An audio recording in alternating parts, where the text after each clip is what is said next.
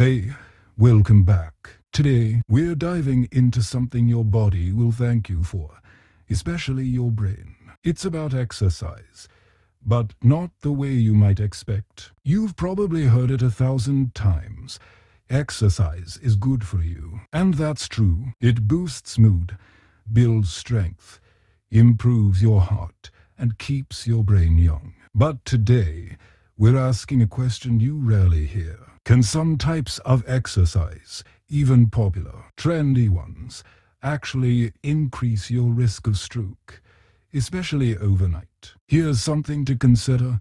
In emergency rooms, there's a small but growing pattern of otherwise healthy people arriving with symptoms of a mini stroke or even a full ischemic stroke right after an intense workout. Before we get into it, don't forget to like the video and subscribe, especially if you care about taking charge of your health with real, practical knowledge. Let me know in the comments, what's one small health habit you're proud of lately? Okay, let's get into what's happening. You've likely heard of the phrase no pain, no gain. And in the fitness world, it's often used to justify pushing yourself to the absolute limit. But here's the thing. Your brain doesn't play by those rules. Unlike your muscles or your lungs, the brain is incredibly sensitive to changes in blood flow and pressure. And when that delicate balance is disrupted, even briefly, the results can be serious. So what exactly are we talking about here? We're not saying exercise is bad. We're not saying you should stop moving your body. But certain types of intense exercise, especially ones that cause sudden spikes in blood pressure, like sprint intervals, powerlifting, or even fast-paced circuit training, can temporarily increase the risk of a cerebrovascular event in a small subset of people. Let's break that down. When you engage in high-intensity workouts, your heart rate jumps dramatically. That's expected, but in some people, especially those with undiagnosed hypertension, cholesterol buildup, or small vessel disease in the brain, the body doesn't adapt fast enough to the spike. The result, pressure builds inside the tiny vessels of the brain. Combine that with dehydration, caffeine, or even certain supplements like pre-workout stimulants, and you've got a recipe that puts the brain under enormous stress fast. Here's a real-world example. A study published in Stroke, the Journal of the American Heart Association, followed patients who had experienced transient ischemic attacks, or TIAs, often called mini-strokes. Many had one thing in common. They had just engaged in sudden, high-effort physical exertion without proper warm-up, hydration, or recovery. And no, this wasn't about elite athletes. We're talking about regular people who picked up a jump rope, joined a boot camp, or tried a HIIT video on YouTube. Now, don't worry if this sounds a little technical. The point here is simple. It's not just about how much you exercise. It's about how quickly and how intensely you jump into it. Think of your blood vessels like a network of roads. A calm walk is like light neighborhood traffic. No problem. A high-speed chase through those same roads. If there's one pothole or a weak bridge, something could break. So how common is this? Thankfully, not very. The majority of people will exercise hard and be perfectly fine. But if you have risk factors, like untreated high blood pressure, a family history of stroke, chronic migraines, or if you're over 45 and just getting into fitness, it's worth understanding the early warning signs and how to exercise more safely. We'll get into all of that. Now, here's the twist most people miss. The problem isn't usually the workout itself. It's the context. Your sleep the night before, your hydration levels, your stress, your diet, even the time of day. Exercise is a stressor, a good one, but it stacks on top of all the other stress your body is already handling. In the next section, we'll talk about what's happening inside your blood vessels when you go from 0 to 100. And why that internal pressure might matter more than the number of steps you take or the calories you burn. Blood vessels under pressure. Let's imagine this. You're standing still, maybe tying your shoes or checking your playlist, and then, boom, you launch into a sprint. Your heart pounds, your breathing sharpens, and in just a few seconds, your entire cardiovascular system shifts into overdrive. But inside your body, especially inside your brain, something more delicate is happening. Your blood vessels, especially the tiny, thread-like arteries deep within your brain, are rapidly adjusting to accommodate the sudden demand for blood, oxygen, and nutrients. And that's not always a smooth process. Here's how it works. Your heart responds to exertion by pumping faster and harder. That part's expected, but the pressure that builds in your arteries, called systolic blood pressure, can double or even triple during high-intensity exertion. For most people, their vascular system can handle this just fine.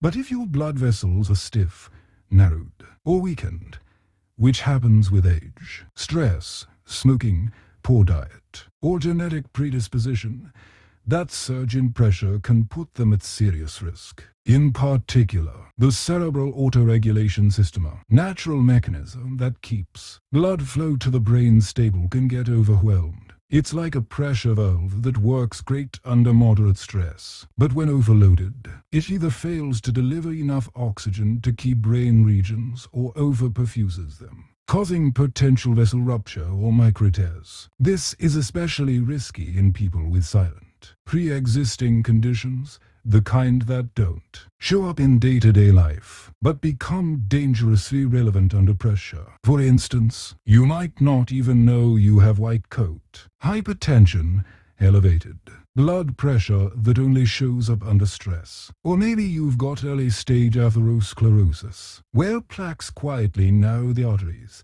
creating turbulent flow. Add sudden high-intensity movement to that picture, and now those brain vessels are working harder than they were designed to. Now, here's a common myth.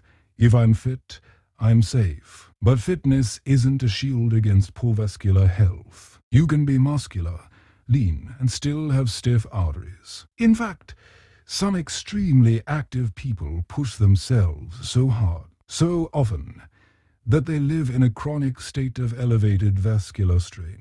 That's not fitness, that's wear and tear. Let's look at a real-world example. In one observational study from Japan, researchers tracked middle-aged men performing intense resistance training with little rest between sets. Several participants reported blacking out or experiencing brief visual disturbances post-session. Upon follow-up scans, a few showed signs of microbleeds in the brain.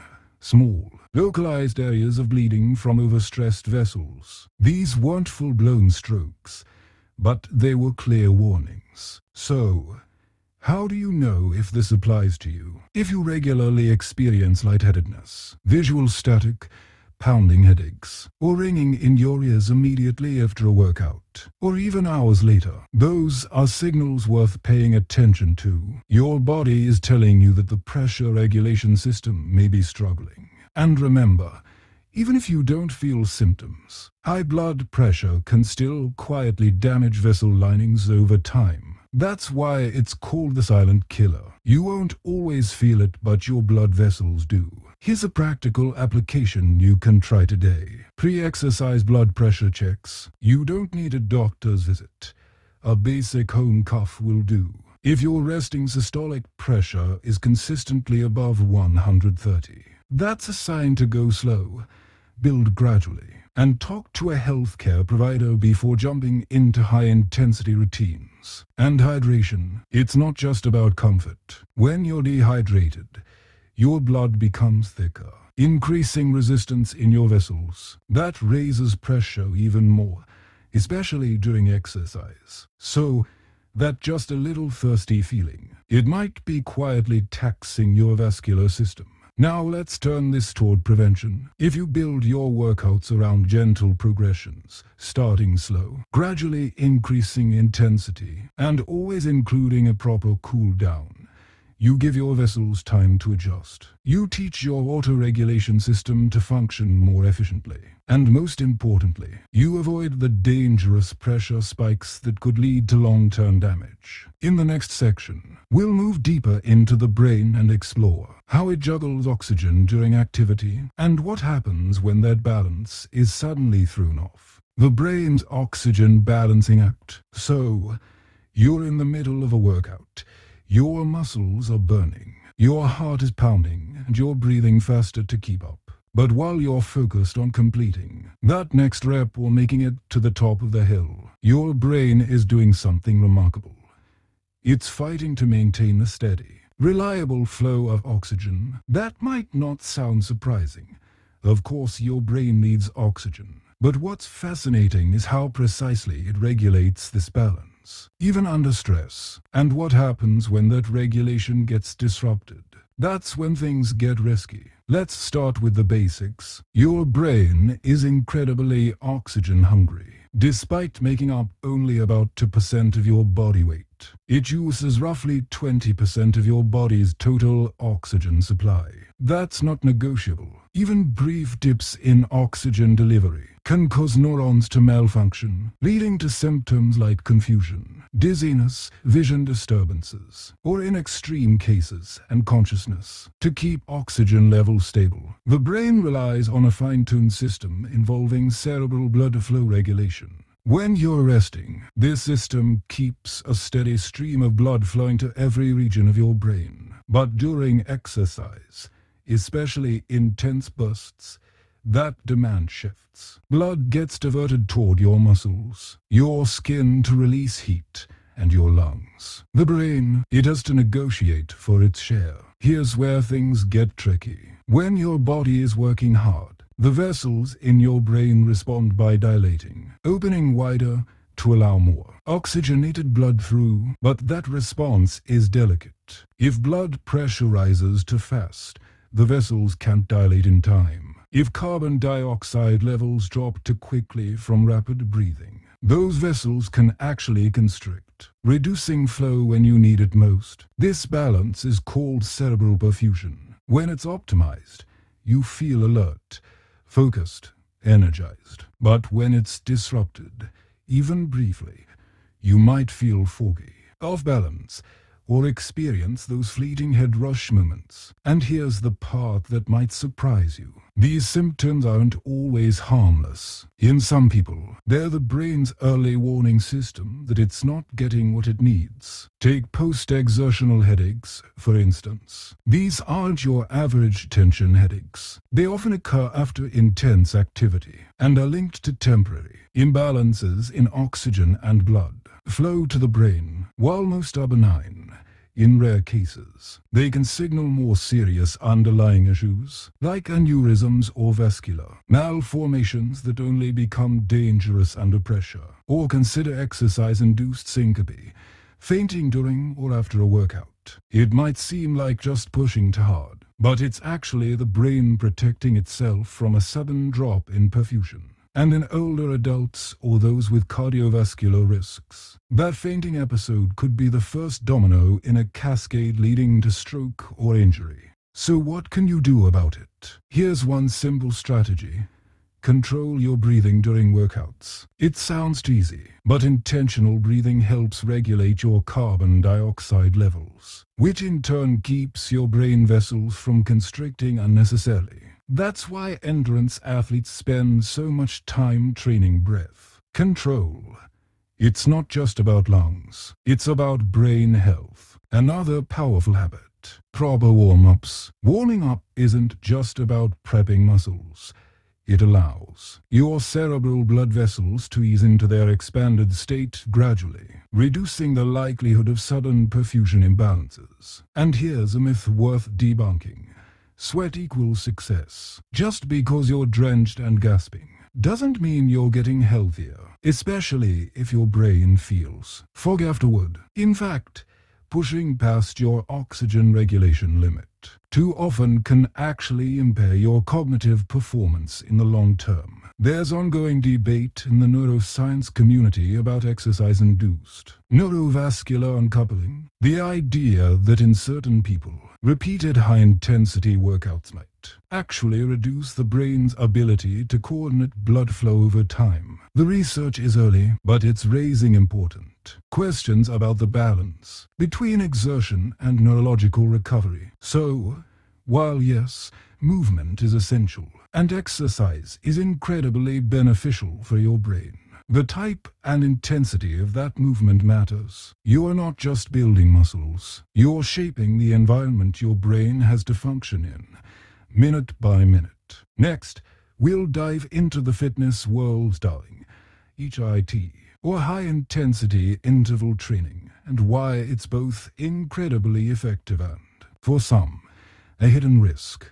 Height, we need to talk. High-intensity interval training, or HIIT, has taken the fitness world by storm. And for good reason. It's fast, efficient, and backed by tons of research showing it can improve cardiovascular health, burn fat, and boost insulin sensitivity in less time than traditional workouts. But here's the uncomfortable truth. Not everyone's body or brain is built for HIIT. Let's unpack why.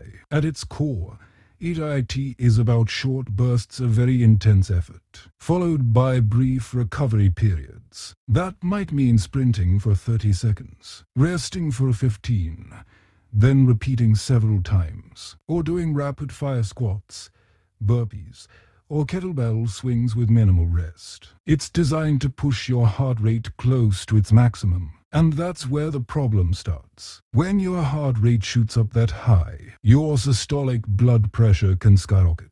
We're talking 200 mmHg or more in some cases. For reference, that's higher than what doctors would consider safe in almost any setting. The strain on your cardiovascular and neurovascular systems becomes enormous, especially if you're not conditioned for it. For young, healthy, well-trained individuals, the body usually adapts. But for someone returning to exercise after a long break, or someone with even subtle and diagnosed issues like arterial stiffness, mild hypertension, or a history of migraines, that rapid surge can overwhelm your regulatory systems. Let's bring in a real-world story. A 42-year-old man, moderately fit, decided to join a new boot camp-style HIIT class after work.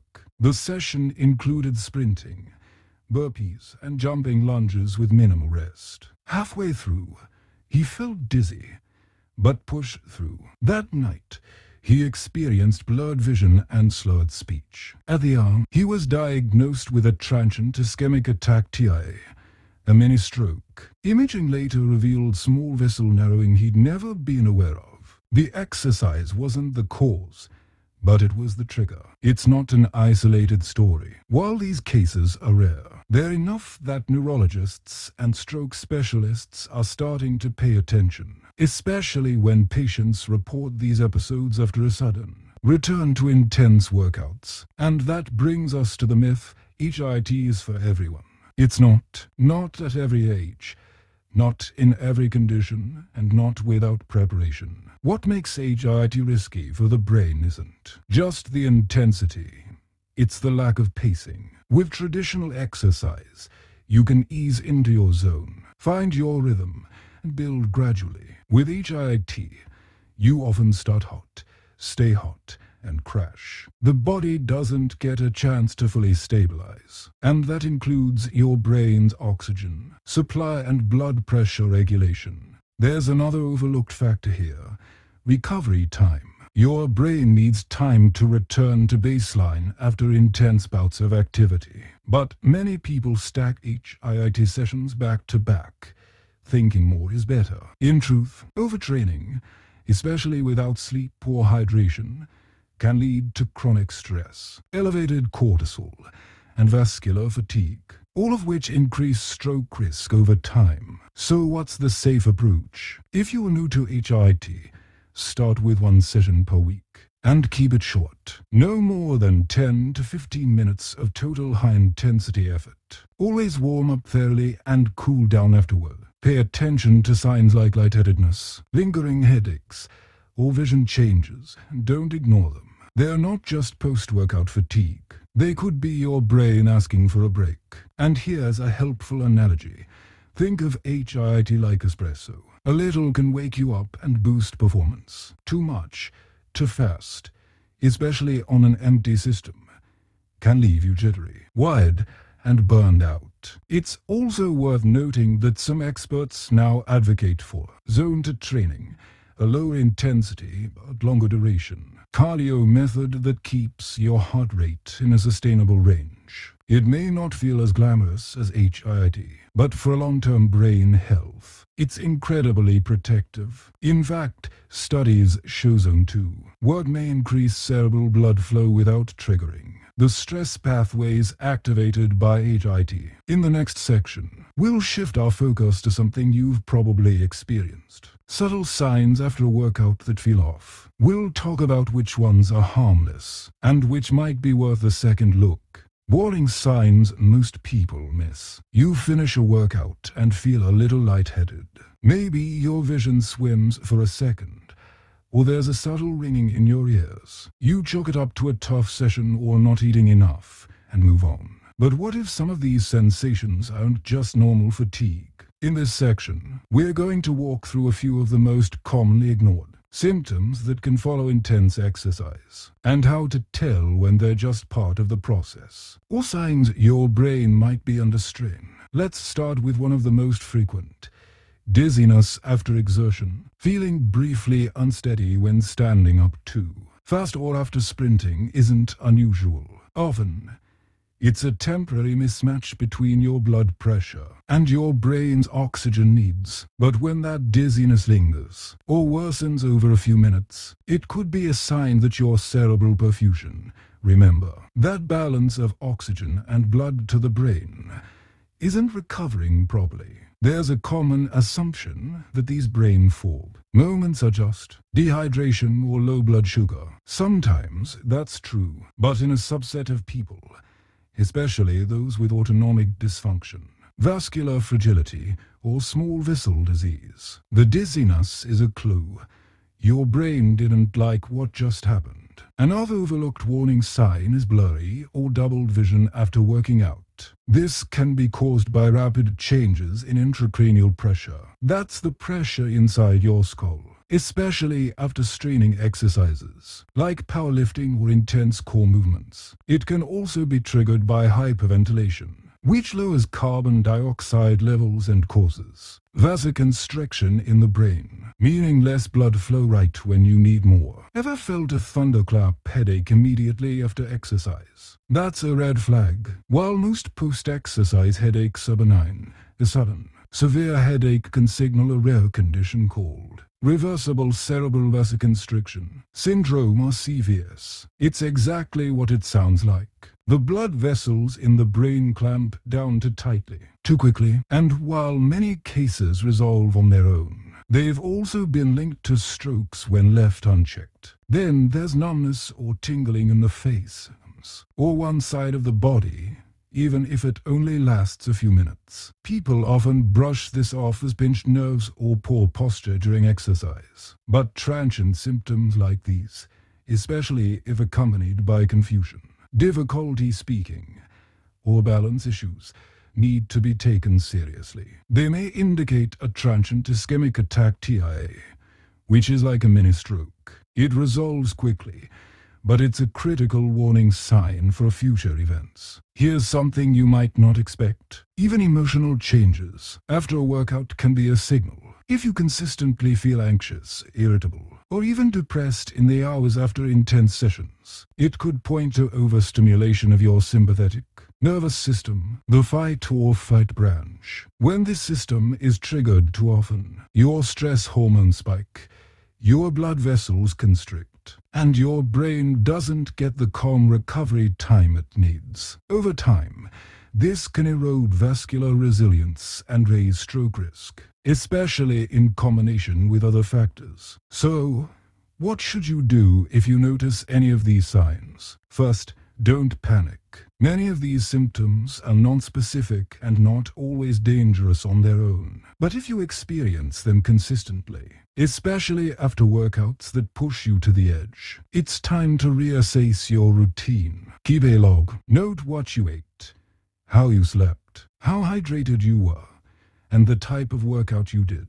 Patterns will start to emerge. Second, consider getting a baseline cardiovascular screening, including blood pressure monitoring, blood work, and, if possible, a vascular ultrasound.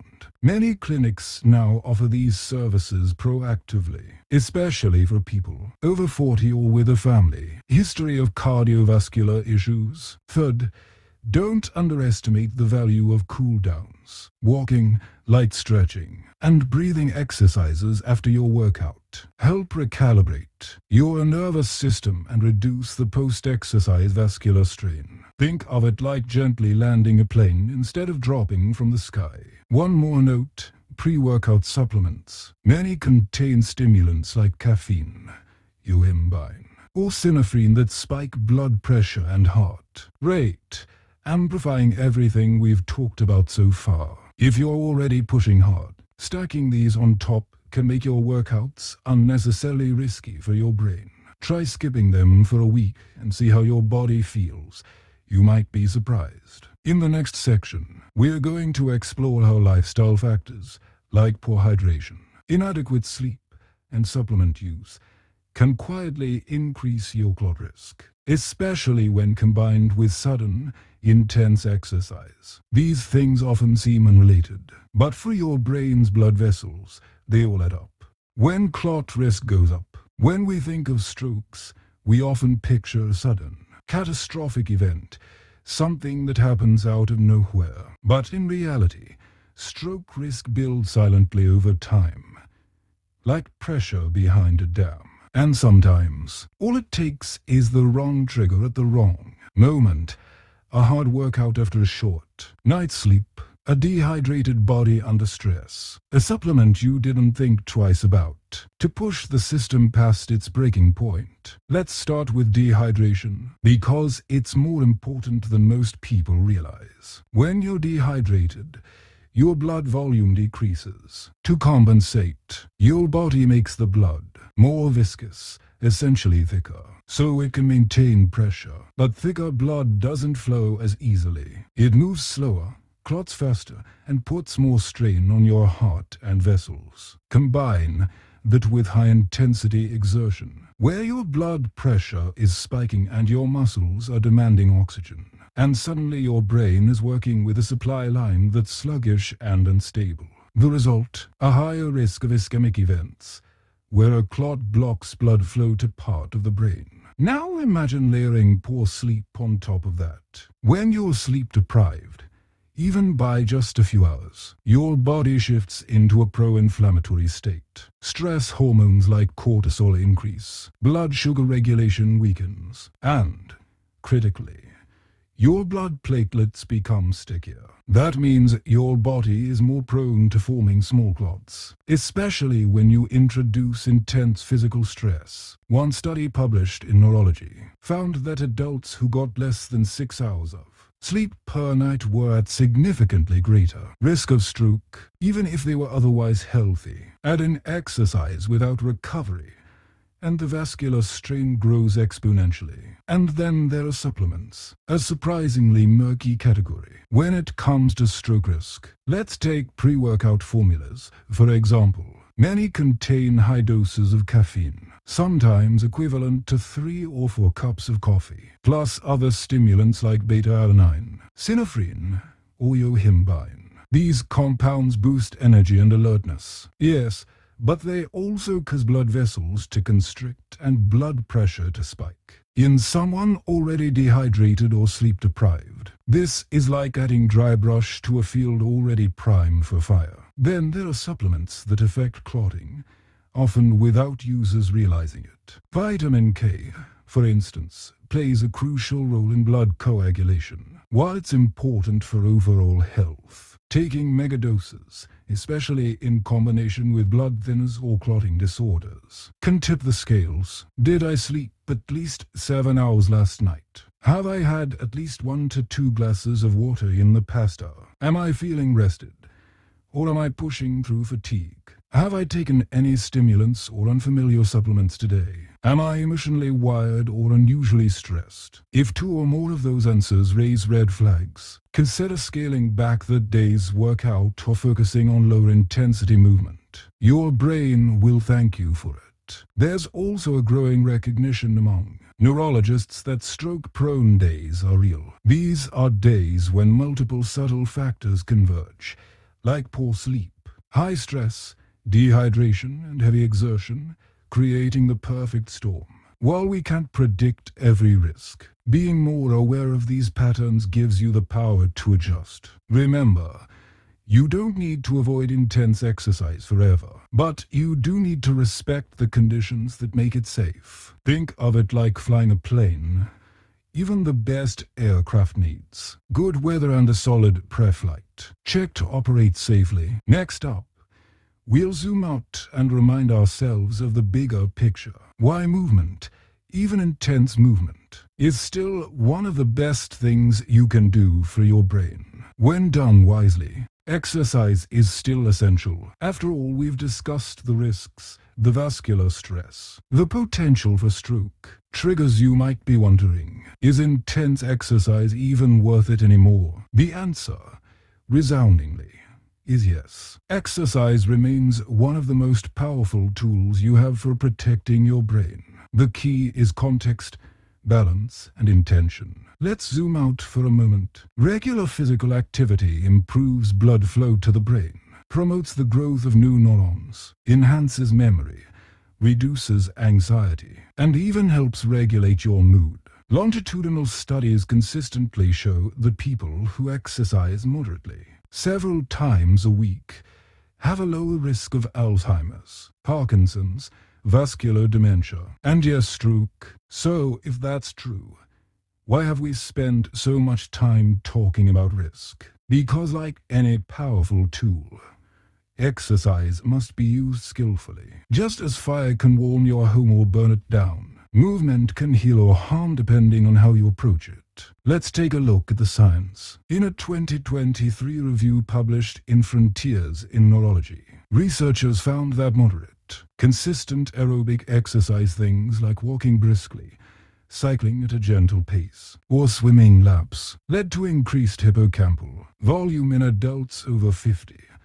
The hippocampus is the brain's memory hub, and its gradual shrinkage is linked to cognitive decline. Exercise, quite literally, helps preserve it. What's more, exercise improves neurovascular coupling. That's the brain's ability to direct blood flow exactly where it's needed during mental tasks. It's like upgrading your brain's plumbing. Over time, this means clearer thinking, faster reactions, and better protection against damage from small strokes or injuries. And unlike medications, which often target a single system, exercise supports nearly every system in the body at once: immune regulation, mood balance, cardiovascular health, and metabolic flexibility. So what does this mean for you? It means you don't need to fear movement. You just need to choose movement that fits your body today. That may look like gentle strength training 3 times a week, or 20-minute walks after meals, or a yoga flow in your living room. It may eventually grow into higher intensity work, but that growth should be slow, steady, and respectful of your body's signals. There's another often missed benefit: exercise as recovery. When you're dealing with emotional stress, grief, or burnout, the instinct might be to push harder to sweat it out. But this is when the brain is most vulnerable. In those moments, shifting to mindful movement like walking in nature, stretching with deep breaths, or light swimming can actually support brain repair without overwhelming your system. One myth that needs debunking: if I'm not sweating or sore, it's not a real workout. That couldn't be further from the truth. The most protective forms of movement for brain health don't necessarily leave you breathless. Instead, they leave you clear-headed, calm, and energized later in the day. And here's a helpful mindset shift: Think of your workouts not as something to survive, but something to build from. Each session is a message to your brain, telling it that it's worth caring for, worth investing in, worth preserving. So, what's the takeaway? Yes, high-intensity exercise has risks, especially when done too often, too fast, or in the wrong conditions. But movement itself is not the problem. In fact, it's one of the best long-term strategies for preventing the very outcomes we've been warning about. What we need is a smarter, more compassionate approach to fitness, one that respects how complex, sensitive, and extraordinary the human brain really is. In the next section, we'll look at what that smarter approach actually looks like. We'll explore how to find your personal sweet spot where exercise supports your brain without overloading it. The sweet spot for brain-safe fitness. Let's talk about the zone, that ideal space where exercise energizes you without overwhelming your system. Not too intense, not too easy, just right for long-term brain and vascular health. This is your sweet spot, and everyone's version of it is slightly different. You might have heard the term zone 2 cardio floating around recently. It's gaining attention for a reason. Zone 2 is the aerobic training zone, where your body uses mostly fat for fuel, and your heart rate sits at a moderate, sustainable level, typically around 60 to 70% of your maximum. You can talk while exercising, but you wouldn't be able to sing. What makes Zone 2 so special? It strengthens your mitochondria, the energy factories in your cells, without triggering excess cortisol or spiking blood pressure. It enhances your body's ability to deliver oxygen efficiently, especially to the brain, without the neurological strain of HIIT. But your sweet spot isn't just about heart rate zones. It's also about how you prepare, how you recover, and how you respond in real time. Let's break it down into 4 pillars. 1. Warm-up matters more than you think. A good warm-up isn't optional, it's protective. Think of it as the gentle ramp that leads your brain and heart into exercise. Aim for 5 to 10 minutes of low-intensity movement, brisk walking, like bodyweight exercises or slow cycling. Gradually increasing heart rate allows your blood vessels, especially those in the brain, to adjust before the real work begins. Skipping your warm-up and diving into intense movement is like flipping a circuit breaker. The pressure spike hits before your system is ready, which increases the risk of perfusion imbalance and, in rare cases, stroke triggers. 2. Hydration equals brain stability. Remember what we said earlier. Even mild dehydration thickens your blood and stresses your vascular system. But here's the twist. It doesn't take much to slip into that state. Losing just 1 to 2% of body water through sweat can begin impairing cognitive function and vascular responsiveness. Aim to drink 1 to 2 cups of water about 30 minutes before your workout. If you're exercising for more than an hour or sweating heavily, consider adding electrolytes, not just water, to maintain your sodium and potassium balance. These minerals are essential for electrical signaling in your brain and muscles. But again, this is a guideline, not a rule book. Your job is to find the rhythm that supports your energy, mood, and mental clarity. If your workouts leave you feeling foggy, edgy, or emotionally flat afterward, that's a clue you're out of sync. In the next section, we'll take a fascinating detour through global movement traditions, gentle, ancient practices that have stood the test of time in supporting not just the body, but the brain. 3. Intensity that matches the day. Some days you'll feel strong. Other days, your body's telling you to slow down. Listen to it. Let your recent sleep, emotional state, and physical energy guide your workout intensity. If you didn't sleep well or you're feeling frazzled, shift to a walk or restorative yoga. This isn't weakness. It's brain protective intelligence. Some elite endurance coaches even have athletes use a body scan before each session, a quick internal check-in to rate energy, focus, and tension levels. If something feels off, they adjust. You can do the same. 4.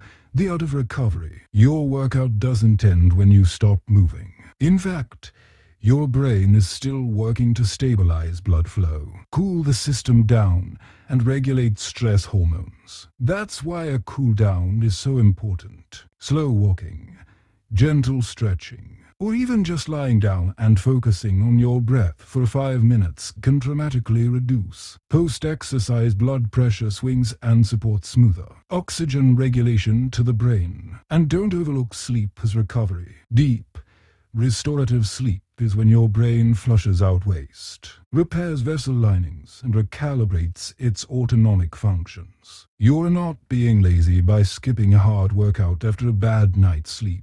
You're being smart. Now let's talk frequency. For most people, a sweet spot looks like 3 to 4 days of moderate cardio like walking, cycling, or swimming. 2 days of strength training with proper rest between sets. 1 to 2 days of low-intensity recovery movement like stretching, tai chi, or gardening. 1 full rest day. But again, this is a guideline, not a rule book. Your job is to find the rhythm that supports your energy, mood, and mental clarity. If your workouts leave you feeling foggy, edgy, or emotionally flat afterward, that's a clue you're out of sync. In the next section, we'll take a fascinating detour through global movement traditions, gentle, ancient practices that have stood the test of time in supporting not just the body, but the brain